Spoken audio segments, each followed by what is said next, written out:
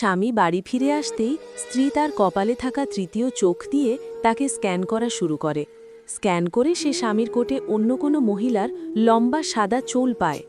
তখন স্বামী তার 2 হাত তুলে জানায় যে সে কিছুই জানে না। অতঃপর স্ত্রী স্বামীর জ্যাকেটের কলারে একটি লিপস্টিকের দাগ দেখতে পায়। এটি দেখে সে আরও বেশি ক্ষিপ্ত হয়ে ওঠে। এরপর স্ত্রী তার দাঁতের ফাঁকে একটি চকচকে ধাতব টুকরো খুঁজে পায়। এই মুহূর্তে স্বামীর প্রতি তার আর কোনো বিশ্বাস অবশিষ্ট থাকে না। রাগের মাথায় সে তার লম্বা নখ ধুয়ে স্বামীর বুক খামচে দেয় এবং জামা ছিঁড়ে ফেলে। স্বামী অত্যন্ত ব্যথিত হয়ে তার স্যুটকেস গুছিয়ে ঘর ছেড়ে বেরিয়ে যায়। স্ত্রী একা ঘরে ফিরে কান্নায় ভেঙে পড়ে। মেঝেতে পড়ে থাকা স্বামীর জ্যাকেটটি তুলে জ্যাকেটের পকেটে একটি ফোন দেখতে পায়।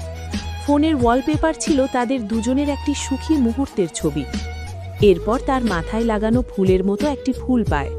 তখন সে বুঝতে পারে তার স্বামী তাকে কত ভালোবাসে। পরদিন স্ত্রী তার স্বামীর অফিসে গিয়ে দেখতে পায় এক মহিলা তার স্বামীর ক্ষতস্থানে ওষুধ লাগিয়ে দিচ্ছে। তার তৃতীয় চোখ দিয়ে স্ক্যান করে সে দেখে সেই মহিলার চুল, লিপস্টিকের রং এবং পোশাকের ধাতব অংশগুলো ঠিক তেমন যা সে আগের দিন স্বামীর কাছে খুঁজে পেয়েছিল। এরপর স্বামী তাকে একটি সিসিটিভি ফুটেজ পাঠায়।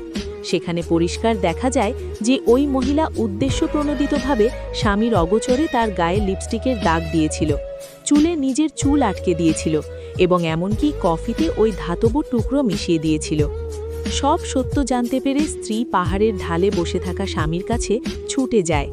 সে হাঁটু গেড়ে বসে তার হাতের ফুলটি স্বামীকে দেয়। স্বামী বুঝতে পারে স্ত্রী তার ভুল বুঝতে পেরেছে।